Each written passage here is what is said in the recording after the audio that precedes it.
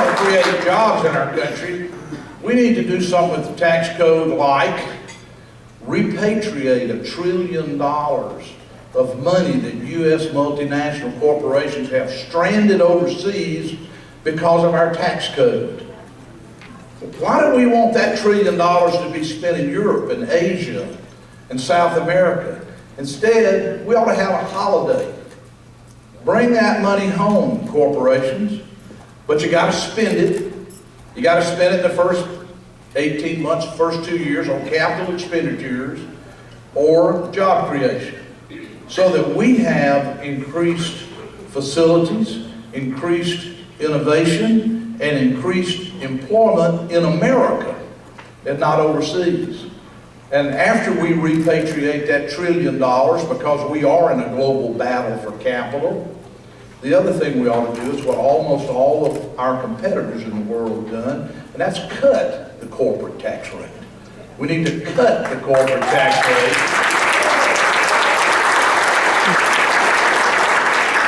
People need to understand the reason that we want low taxes is through the whole history of America and studies of most countries. When you have low taxes, it is most likely to create more jobs.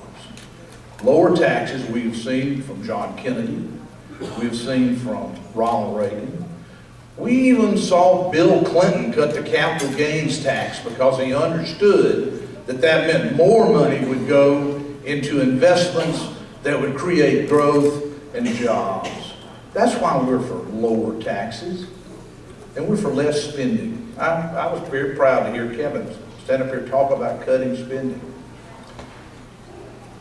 We have to cut spending. When I was in the Reagan administration, the Washington Post referred to a spending cut is the agency's budget was supposed to go up 8%. It only went up 5%, so that's a 3% cut.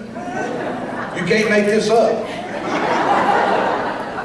That's the literal truth. Well, let me tell you, last year as governor of Mississippi, I cut spending 9.4%.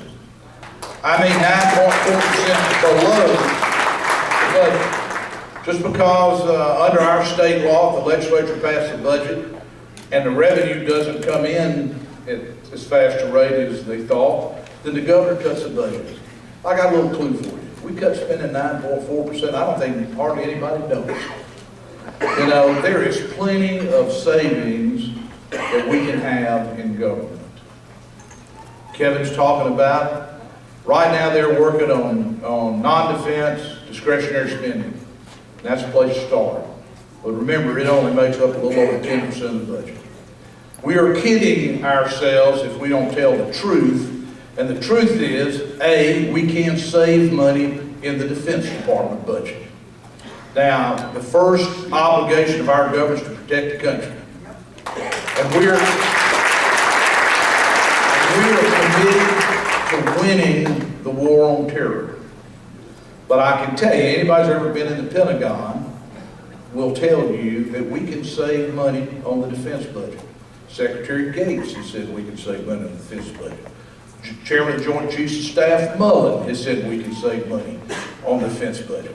And I think it's very important for us to know that the Defense Department itself said the greatest threat to our country in the long term is the exploding national debt.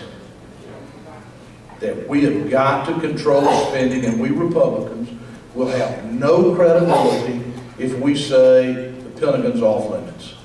Because we can make savings in the Pentagon, and we must. The other thing we have to step up to the plate about is you have to save money on entitlements. President Obama has said he's ready to... President Obama has said that what we are doing at entitlements is unsustainable. But he's been AWOL in the battle to do something about it, to propose solutions. You know, in the 1980s, President Reagan realigned the tax code so that we could create more jobs and have more economic growth. In the 1990s, the Republican Congress, with the acquiescence of President Clinton, realigned the welfare state so that people would not be dependent, but could have the opportunity to be independent and to control their own lives. The next great realignment will be the realignment of entitlements. To realign entitlements so that we protect people who are the beneficiaries, but without creating crushing debt that is going to be paid by our grandchildren's grandchildren. Now that's where we are right now. And if we don't deal with it, then we're not telling the truth. And America is ready for leadership that is plain spoken, common sense, truth telling. They are sick of happy talk. They are sick of happy talk. We need to step up to the plate and solve problems.